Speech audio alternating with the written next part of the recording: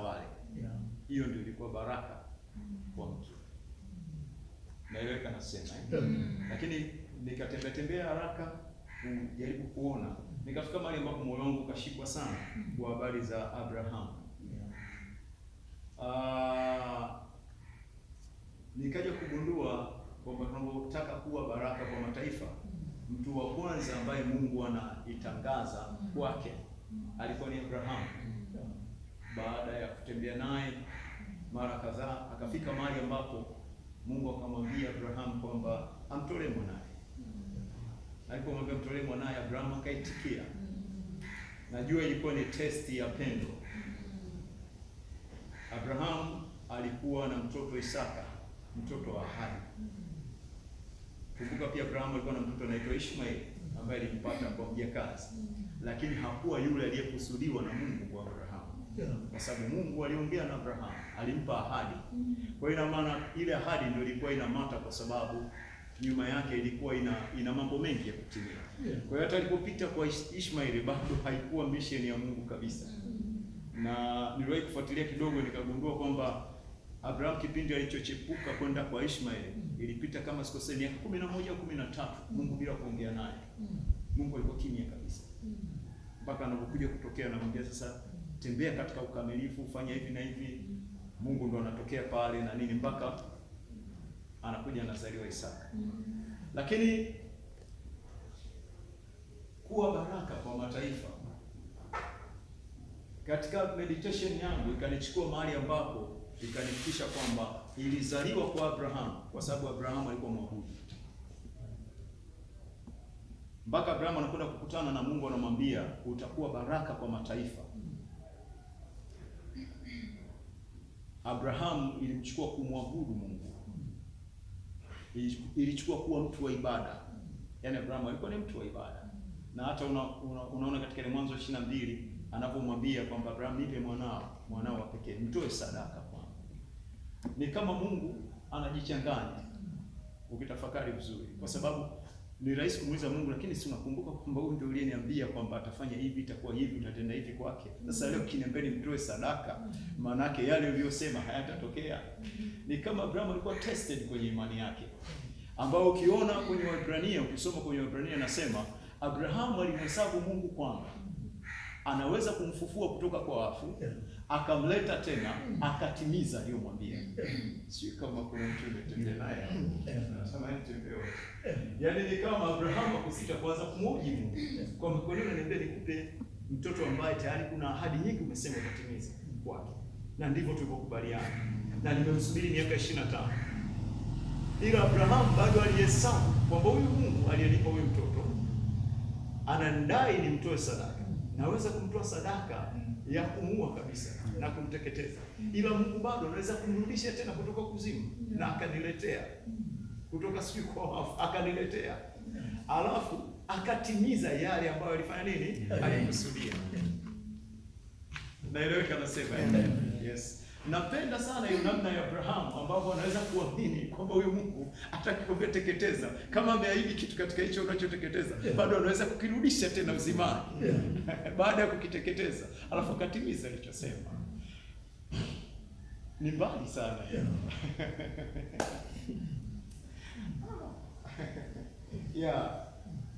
Basi Abraham akamchukua mwanae na akaenda naye, tunafahamu hiyo habari. Akamfika mahali ambapo akaweka hiyo madhabahu na akamshika akamweka hapo, na Mungu ndio akaapa kwamba kwa sababu umeyatii maneno yangu, kwa sababu umeonyesha, ni kama ndani yangu inasoma, kwa sababu Mungu alisema alikuwa anataka kujua kama Abraham anampenda au la. Maana yake ni kama kulikuwa na ushindani wa pendo la Abraham kwa Isaka na Mungu.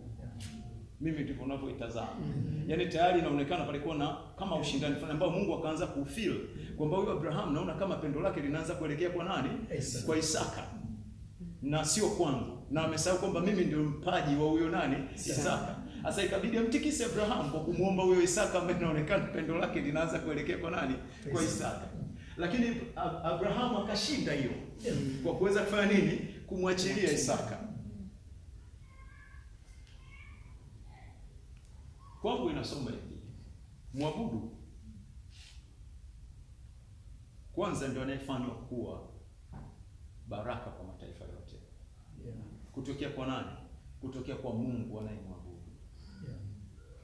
Yaani ni Mungu ndio anayemrelease mwabudu kwenda kuwa baraka kwa nini? Kwa mataifa yote.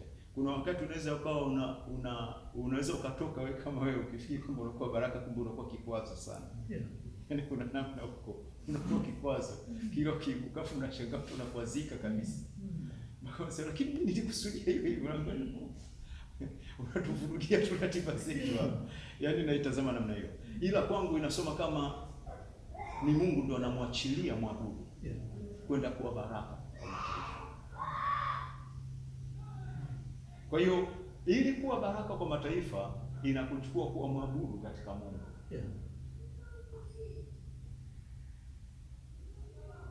Mungu ni roho, na wao mwabudu imepasa kumwabudu katika roho na kweli. Anasema na watafuta watu kama hao ili wamwabudu. Sasa kwa nini? Katika kumwabudu yeye ndiko ambako inazaliwa ile hali ya kuwa baraka kwa nini? Kwa mataifa.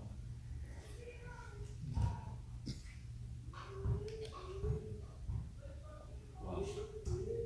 Kutokea hapo ni kama kwangu natafuta mwabudu ni mtu wa namna gani ili awe baraka kwa mataifa. Huyu mwabudu ni mtu wa namna gani ili awe baraka kwa nini? Kwa mataifa. Jambo la kwanza ambalo mimi naweza kuliona kwa mwabudu ni pendo. Mwabudu ni mwenye pendo kwa Mungu kuliko chochote. Yesu anasema kwenye Mathayo kwenye Yohana 14 mstari wa 21 na 23. 23 anasema mtu akiyashika maneno yangu, anasema huyo ndio anayenipenda. Alafu anasema na Baba yangu atampenda. Alafu mimi na Baba yangu tutakuja kwake na kufanya makao ndani yake. Haiwezekani Yesu na Baba wamefanya makao ndani yako usiwe baraka. Lazima utakuwa baraka. Sasa Yesu anasema ni kama huyu mtu akishika maneno yake. Kushika maana yake ni kuzingatia. Kushika maana yake ni kutilia maanani. Kushika maana yake ni kuyapa nafasi ya kwanza yale maneno anayokwambia. Maana yake yako maneno mengi. Na kuna wakati tunakutana na vitu ambavyo tunatakiwa tuamue. Na kuna kuwepo na opinions nyingi kwamba fanya hivi, fanya vile. Ila ni kwamba katikati ya hizo pia Yesu anaongea. Sasa unakuta ni kama wewe unachagua kutembea wapi. Nyakati zingine unafanywa kitu ambacho kinakuumiza. Ukiongea kwa watu wanaweza wakaongea kwa hekima, kwa maana wewe nawe kanyaga kidogo. Haiwezekani kana kukanyaga hivi anajifanya yuko aware. Kanyage naye ajisikie, ajue kwamba uaga ukikanyaga inafananaga namna hii. Yaani unajua na ina make sense unajua. Kwa sababu ukisimulia ina make sense kabisa kwamba kupata na mimi nikimkanyaga itamsaidia. Unajua wakati mwingine inabidi umsaidie mtu kujifunza. Kanyaga. Asijisahau sana ya. Alafu pia sio kujisahau lakini pia kumuonyesha kwamba watu tunaweza tukakanyaga. Yaani kitu tumekaa hivi sio kwamba ni wajinga tuwezi kukanyaga. Tunaweza na sisi kufanya nini? Kukanyaga. Ila ni kama Mungu ananitarajia hasa kupenda katika nyakati kama hizo kuliko nyakati zozote. Zipo nyakati ambazo moyo unakuwa willing kupenda kwa sababu ya mahusiano yalivyokaa. Ila ziko nyakati ambazo moyo au enjoy sana kupenda kwa sababu ya namna ilivyokaa. Alafu kitu ambacho Mungu kuna wakati ananiacha kwenye utata, hafafanui anapotuambia tuwapende watu tulionao, yani jirani zetu, yule mtu ambaye yuko jirani yako karibu yako, yani umpende. Mungu hafafanui mpende mtu wa namna gani. Yani anajua tu kwamba huyo Sadiki mpende, huyo si nani mpende, huyo. Yani wewe mpende tu mradi yuko around you. Yani mpende. Sasa bila kujali anafananaje, ananogaje, amekaaje, ila Mungu anakutarajia tu ufanye nini? Mpende.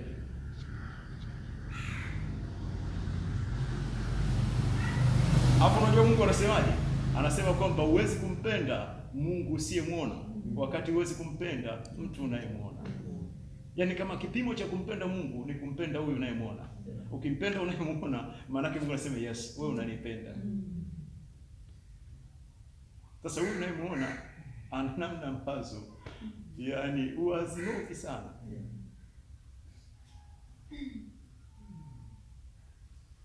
Sasa mimi namtazama wewe kama mwabudu.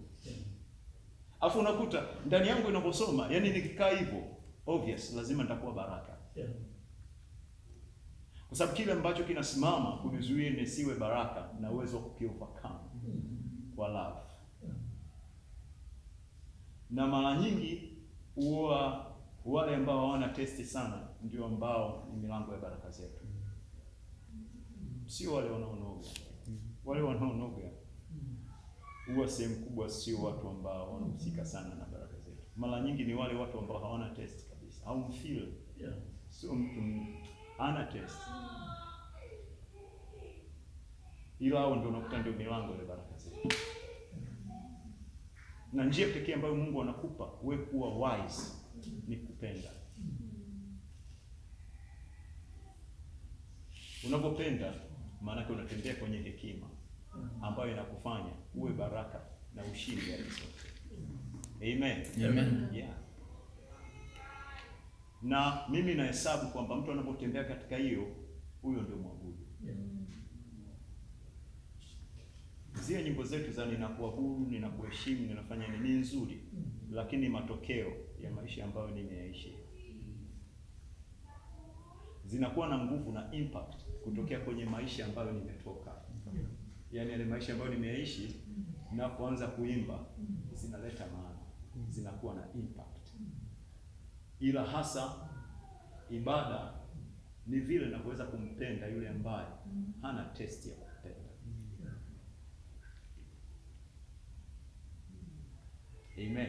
Amen. Yes. Muhimu sana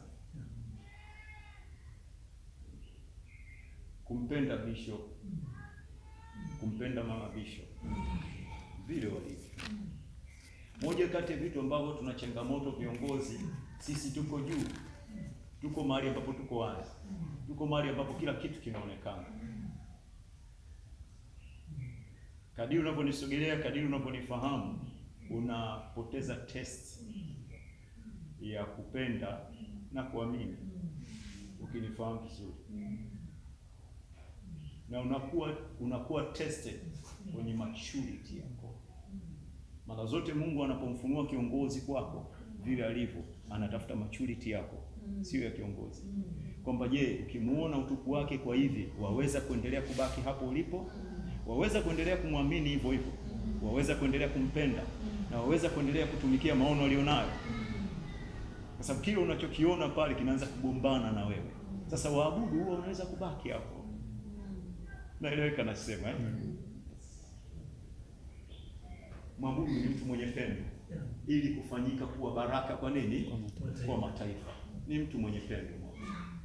Ni mtu mwenye pendo. Hebu mwambie jirani yako, mwabudu ni mtu mwenye pendo. Mwabudu ni mtu mwenye pendo. Na pendo lisilo na uchaguzi. Na pendo lisilo na uchaguzi. Yeah. Ndio maana anasema kwenye waraka wa kwanza Yohana sura 4 mstari wa 7 anasema wapenzi na tupendane kwa kuwa pendo latoka kwa Mungu. Na kila apendaye amezaliwa na Mungu naye anamjua Mungu. Anasema pendo linatoka kwa nani? Kwa Mungu. Yaani ni kwamba upendo ambao anawaambia tupendane sio upendo wowote tu mnaofahamu nyinyi, ila ni upendo unaotoka kwa nani? Kwa Mungu. Upendo huu unaotoka kwa Mungu unasema usihesabu mabaya. Upendo huu unaotoka kwa Mungu hautafuti mambo yake. Upendo huu unaotoka kwa Mungu unavumilia. Upendo huu unaotoka kwa Mungu unaamini yote. Nasema unaamini yote. Narudia tena, nasema unaamini yote.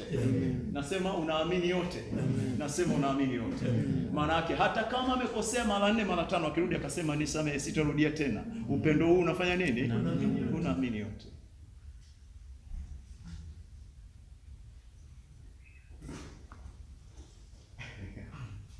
Yeah.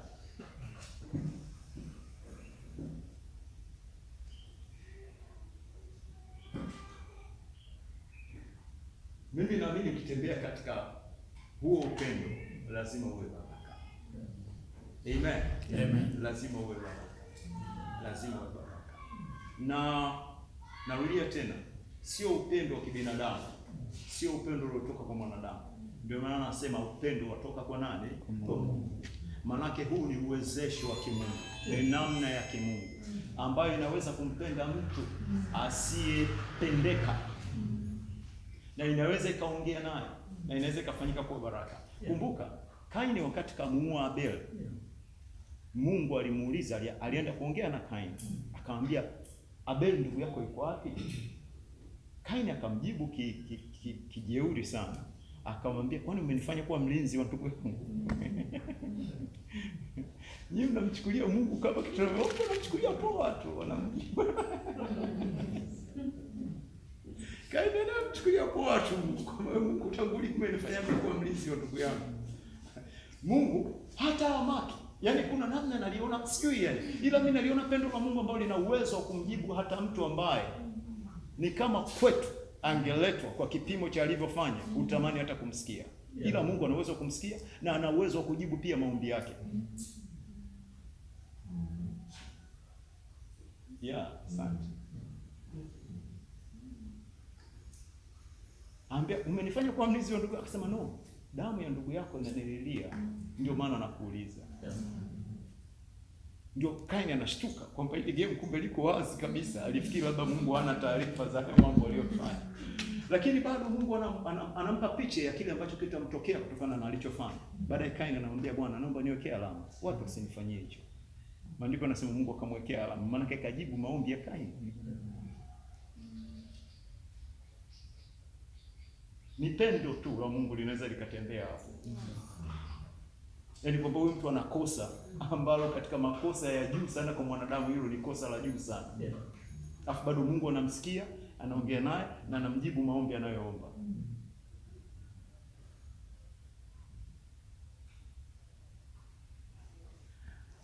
Mwabudu namba 2 ni mtu mwenye heshima.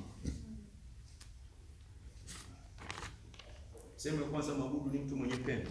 Nimeongea hilo pendo, naamini wote zimelipata. Sehemu ya pili, mwabudu ni mtu mwenye heshima. Nikisema heshima sisemi shikamoo. Wapo wengi wanasema shikamoo na hawana heshima. Wala Mungu, hata tunapoanza kuongea na Mungu tumwambie Mungu shikamoo. Au makrebo wako wanataka Mungu shikamoo. Ndio tunasema. Make ndio kama culture zetu za Kikristo tunakuisha kama ndio heshima. Kama Mungu shikamoo, au unapiga na magoti. Baba naomba nikuke. Au na basi kimoja unaweza kumwaktia Mungu kumpa heshima, yani uone ita sound vipi. Ila ni kama kwangu nikifuatilia kwenye heshima, naona kwenye Mithali 3 mstari wa 9 na wa 10. Anasema mheshimu Bwana kwa mali zako na kwa malimbuko ya mazao yako. Anasema ndipo gara zako zitakapojazwa na nini. Anaongea vitu vya namna hiyo. Yaani ni sehemu ya baadhi ya sehemu ambazo naona maandiko yakiongea heshima ya Mungu inafananaje, ambayo inanifungulia hata picha. Ukisoma yale maandiko anaongea kuhusu kuheshimu wazazi. Anasema waheshimu baba yako na mama yako. Kwa nini? Zipo ahadi. Ahadi ngapi? Ahadi 2. Anasema ahadi ya kuishi maisha marefu na ahadi ya baraka katika maisha haya. Sawa sawa? Kabla sijaongea huko kwa Mungu, niongea hapa kwa wazazi. Kuna kitu kimoja ambacho nilijifunza kwa wazazi, ambacho naamini kiko kwa wazazi, kama sio wote basi asilimia kubwa. Katika familia, mtoto ambaye anakumbuka kutoa kitu kwa wazazi, labda kutuma fedha, niseme hivyo, kutoa fedha mara kwa mara, labda bwana iwasaidie baba kwa matumizi, mama iwasaidie hiyo, huwa ni mtoto ambaye mstaki katika familia, wazazi watamsikiliza na mawazo yake ndio yatalidi familia. Mstaki. Mnaweza mkafura kwa sababu nyinyi ni wakubwa na ni wa kwanza kuzaliwa, haitawasaidia. Mtawakasirikia tu bure wazazi kwa sababu hamwezi kuvuka principle. Kuna namna na nimesema kuheshimu sio shikamoo. Unaweza kuwa unapiga simu kila siku kwa wazazi, unawachia shikamoo zako, ila ufiki pale ambapo wako na wao hawataki shikamoo.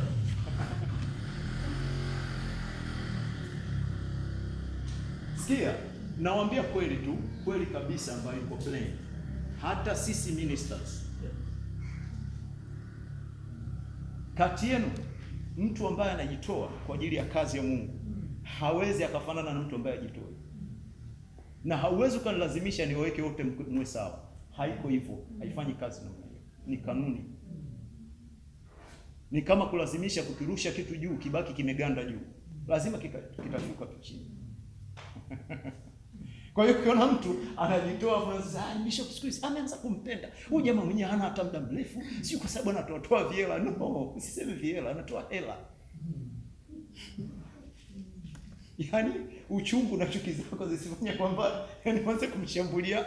Yaani iko hivyo, ni kanuni ambayo hata kwa wazazi inafanya kazi hivyo hivyo. Wazazi wote ambao watoto wanawajali, utakuta moyo wa ule mzazi unaambatana na ule mtoto. Kiitwe kikao, kama hajafika kikao hakijafanyika, ila mzazi anakuwa tuna hekima kwamba msubiri na mwenzenu tusikie pia naye anasema.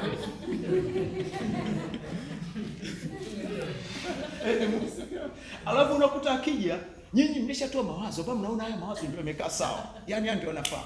Akifika yeye akitoa, yani wewe mtoto ulikuwa unawaza kama mimi, yani unajua nilikuwa nawaza. Mnachoka kabisa. Mbona huyu baba anapendelea? Sio anapendelea. Kuna mahali ametangulia. Kuna heshima anawapa wazazi ambao nyinyi mnaimisi. Kupitia nini? Hela anayotoa. Hela inawakilisha moyo. Anasema hazina ya mtu ilipo ndipo na moyo wake ulipo. Hela inawakilisha moyo. Kwa hiyo mzazi anapoipokea ni zaidi ya hela, unapokea moyo wako. Maana yake anapata tafsiri ya moyo wako unapomtazama.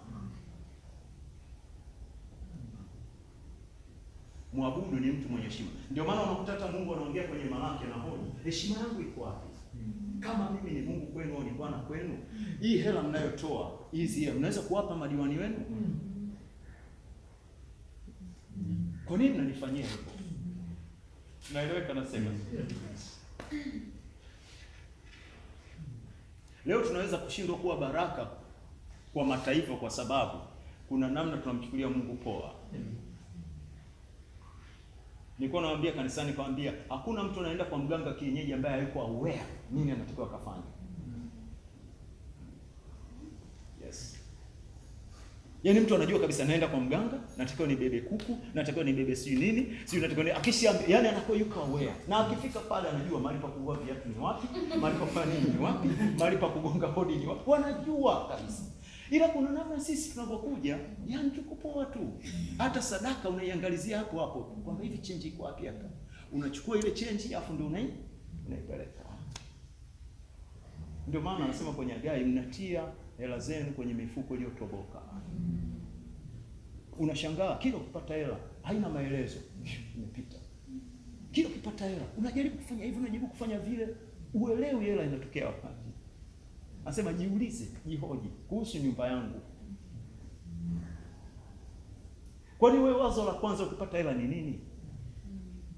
Wazo la kwanza ndio Mungu wako, unajua. Narudia tena. Wazo la kwanza linalokuja ukipata hela, huyo ndio Mungu wako. Siku zote Mungu huwa ni wa kwanza.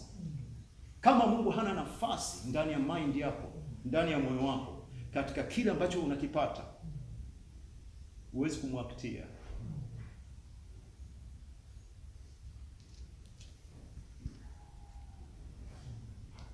Ndio maana nasema mheshimu Bwana kwa malimbuko. Ile neno unatumia pale malimbuko ni parable. Ni mzao wa kwanza, lakini ni zaidi ya pale. Yaani maana yake ni ile first fruits. Yaani ni kile kitu bora cha kwanza kabla hujafanya chochote. Nakumbuka wazee wetu huko nyuma, mambo ya machifu manini, yaani watu walikuwa kilima mazao kabla hawajafanya chochote. Watu wanachuma mazao ambayo ni bora, kama ni mahindi, kama ni nini, wanapeleka kwa chifu kwanza, alafu ndio wanaendelea kuyatumia. Mungu ni zaidi ya chifu. Na Mungu sio kwamba ana shida na hicho unachompa, ila ana shida na moyo wako ulivyokaa. Yaani anatafuta tu moyo wako ukae katika namna ambayo utamfanya yeye awe nini? Wa kwanza. Kwamba katika kila kinachoingia kwangu, Wa kwanza ni nani? Ni Mungu. Sio zile kwamba nimeshakula, nimesha nani ndio aya, afu na mchako kanisani. Aya. Nimeshatumia. Sasa nafanyaje hapa? Hiyo tayari inaonyesha moyo wako uko mbali sana. Mbali mno. Mbali sana. Unafanyikaje baraka? Kwa kuendelea kudeclare mimi baraka, mimi baraka, mimi baraka, mimi baraka, baraka.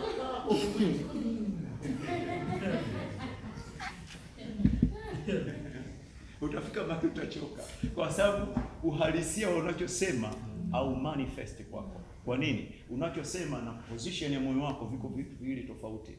Kuna mahali moyo wako huko, kinywa chako kipo. Yaani viko mbali mbali. Lazima kinywa chako na moyo wako viwe mahali pamoja. Ukisema, anaposikia mdundo wa moyo wako ndio anausikia kwenye kinywa chako. Naeleweka nasema? Yes. Mheshimu Bwana kwa mali zako. Manake mpe nafasi ya kwanza. Kabla hujaplani vyovyote, mweke Mungu nafasi ya kwanza. Hiki ninachokuambia wewe ambaye unanisikia na kuamini, utashuhudia maajabu. Miezi mitatu, miezi minne, utashuhudia maajabu. Utashuhudia badiliko kubwa katika uchumi wako. Sio issue ya Magufuli kabana nini kafanya nini. Haihusiani kabisa. Elia alikula nyama na mkate kipindi ambacho watu wanakufa na njaa. Tunapozungumza habari ya Mungu ni kitu kingine kabisa. Na hii ni covenant unajua. Kuna vitu nilikuwa navisoma, nilikuwa nashangaa kwamba eti sanduku la agano linatangulia mbele ya mto Jordan. Maandiko yanasema mto Jordan ukatindika, ukaganda, yani maji yakaganda kwa sababu ya sanduku la agano. Afu ndani yangu ikaja kwamba hili sanduku la agano ni Kristo. Ile ilikuwa parable kwenye agano la kale. Ilikuwa concealed, imefichwa. Ila ni Kristo. Sema okay, kwa hiyo kumbe covenant ina uwezo wa kutuvusha mahali ambapo wengine hawezi kuvuka. Yaani kuna namna ilivyokaa nikitembea na kuitikia. Inafanyika njia mahali ambapo hakuna njia. Inafanya nivuke mahali ambapo siwezi kuvuka.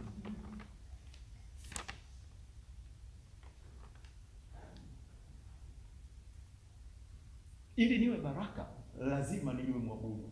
Na ili kuabudu lazima nijue agano, kwa sababu huwezi kuabudu Mungu bila agano. Hakuna Mungu anaabudiwa bila mapatano na yeye. Lazima kuwepo na mapatano na yeye Mungu anayeabudiwa. Amen. Amen. Yes, heshima. Heshima. Jifunze kutoa sadaka zako ukiwa umeplan mapema. Unajua kabisa Jumapili hii nimeplan kutoa hiyo. Kwanza fungu la 10 nimeshalitoa kabisa. Hiyo haina mjadala. Ni kitu ambacho ikishaingia kabla sijatumia langu kwa chochote naitoa tithe naiweka pale. Itabadilisha mambo mengi kwenye maisha yako. Nakwambia. Zipo nyakati kweli tunapata. Sio kwamba sitoi tithe natoa, ila naitoa baada ya kutoa mambo mengi sana nikishatoa. Hii inawapa tu ufunuo. Kabla hujatoa mambo mengine yote, toa kwanza tithe. Itoe tu, yani itoe kwamba kabla sijatumia chochote naitoa kwanza hii sehemu ya Mungu ambayo mimi nairudisha kwake. Ku appreciate kwamba baraka yake imenifikia. Kwamba salary nimelipwa mwezi huu. Faida nimepata katika biashara. Kwa hiyo naitoa sehemu yake. Alafu sasa ndio niendelee na plani zangu nyingine. Amen. Amen. Yes. Huyo ni mwabudu. Lakini pia mwabudu ni mtu mwenye heshima kwa maskini.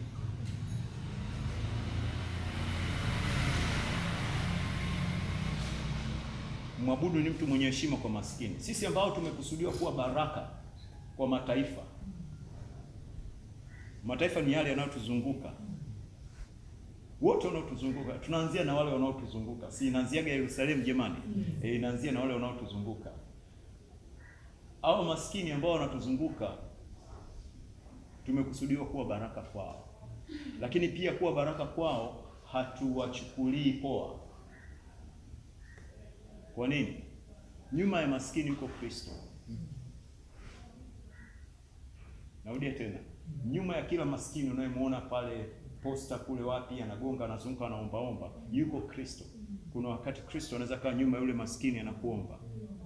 ndio unaweza sijue, kutokana na vile unavyomtazama yule maskini na kumchukulia. Na hata unapotoa kumpa, itoke kwa heshima, muheshimu. Kuna wakati nilikuwa wakati naitafakari hiyo, nikisema kwamba unapompa maskini, Mithali anasema mtu yote ampaye maskini anamkopesha Bwana. Anamkopesha Bwana, sio? Na anasema akopae ni mtumwa wa nani? Wa akopeshaye. Kwa hiyo ina maana kwamba Bwana anakuwa mtumwa wangu, sio? Kwa kumpa maskini.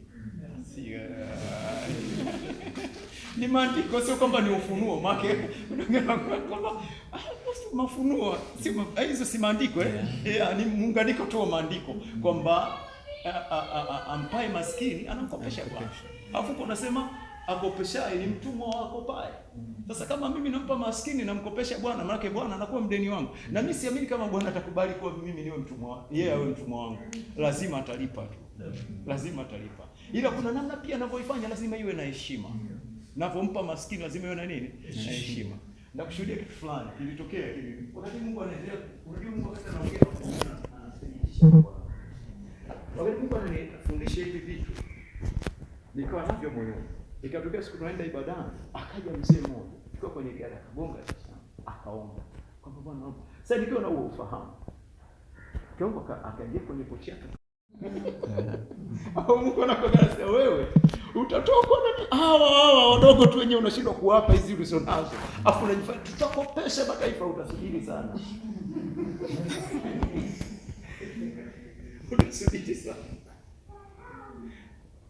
Yaani ilitushtua, yaani tulishtuka wote kwa yale maneno yalitushtua sana. Ndani yangu nikawa nasema kwamba kwa sababu yaani kuna namna umeitoa sadaka, moyo wako umeheshimu. Unajua, ngoja niwaambie, sisi ni roho. Sisi ni ile ndani yetu. Kama ndani yetu inafanya kitu ambacho kinaonyesha heshima kwa Hagai, ataipokea ndani yake. Yaani kuna namna Hagai ataifeel kwamba apostol ananiheshimu. Na kama anafanya kitu ambacho kinadharau, ataipokea pia ndani yake kwamba ananidharau. Na wewe utaacha. Ndio maana pia nikiwa na lakini nasema jamaa anaonyesha neno. Ila ndani simpati. Naelewa kasema. Kwa hiyo hata maskini maana yake ninapompa, yani kama nimemheshimu, ndani yake itapata taarifa kwamba huyo mtu amefanya nini? Ameniheshimu. Kuna siku moja nakumbuka niliwahi kuambia mahali, nikaambia kwamba kama unatoka kwa maskini, usitoe back change. Usitoe change ambayo wewe mwenyewe una shida nayo. Usigeze watu wengine wa kawaida wanavyofanya. Fanya kulingana na Mungu unayemwabudu anapokuelekeza ufanye. Usichukue change ambazo wewe mwenyewe una shida nazo, unaziona zinakupa shida ndio unamwachia maskini. No. Fanya kitu ambacho hata na wewe utajisikia kwamba hata kama ni mara moja, lakini usikie kabisa kwamba moyo wangu unafeel kwamba nimefanya nini? Nimefanya kitu. Nika practice hiyo. Nilichukua note fulani nzuri tu. Nilikuwa napita tena maeneo huko mjini, akaja akagonga dirishani, nikashusha kioo. Sababu hata nisaidia. Nikatoa ile nikampa. Akaiangalia, akaniangalia. Akaiangalia tena, akaniangalia. Asante sana. Mungu akubariki. Akarudi yaani kama mtu anaiangalia haamini. Kwa nini? Kwa sababu amezoea kupewa change. Yaani kuna vichange fulani ambavyo ndio amezoea kufanya nini? Kupewa. Lakini kupewa note yaani ikamshock sana. Paka sema hivi Mungu kumbe tunachezaje hapa Yaani kuna nada tunabibaga kawaida kabisa. Amen. Ni mtumishi.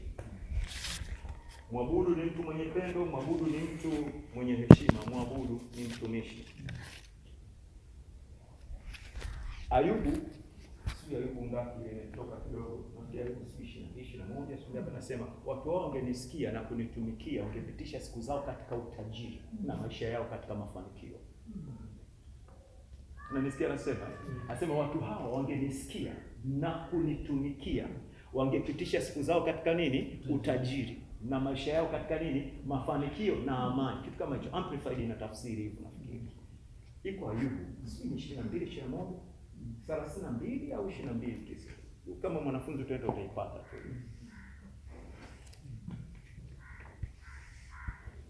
Maanake nikikaa hapo na kuwa baraka.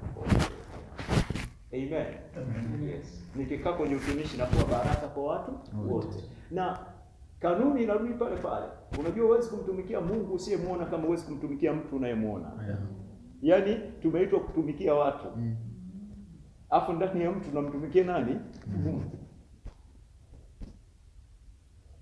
Nyie mko chini ya maono ya Prison Ministry.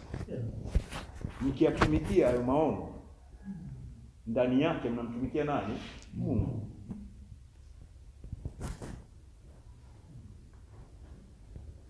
Amen. Amen. Yes.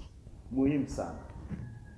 Katika yale yote mnayokubaliana hapa, jipendekeze. Uwe wa kwanza. Nitumie hivyo. Jipendekeze. Jipendekeze ukiwa na ufahamu kwamba ni Mungu sio mwanadamu.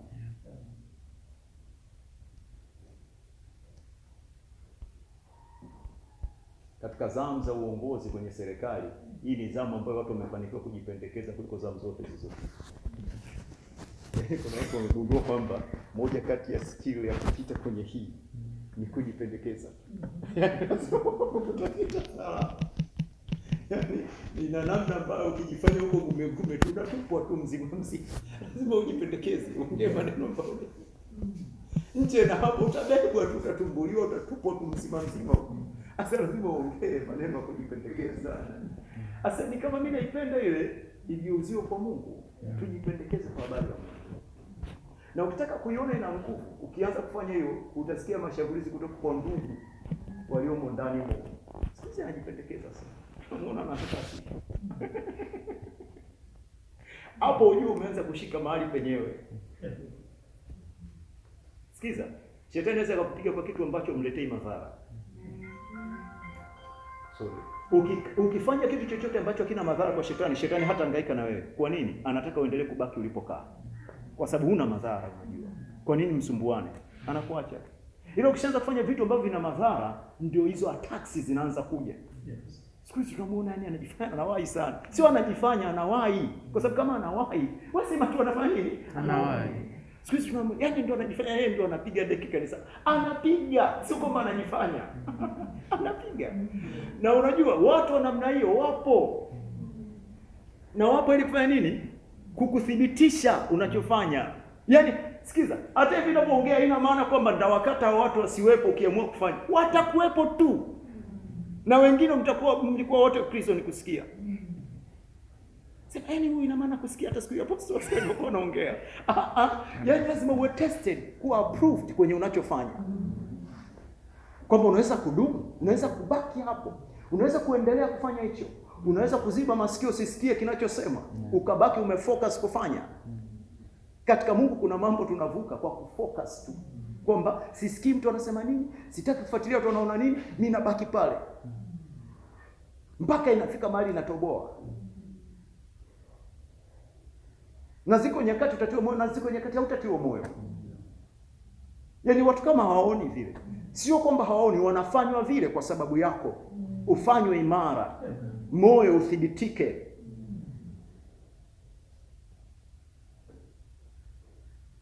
Unapokuwa mature, Mungu anapenda kuna wakati usimame peke yako.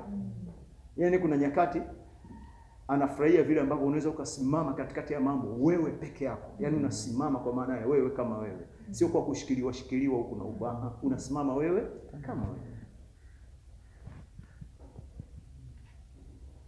Mimi naamini mambo hayo tukitembea nayo tunakuwa baraka. Amen. Amen. Yaani tunakuwa baraka kwa mataifa yote, tukianza na wale wanaotuzunguka. Asanteni sana.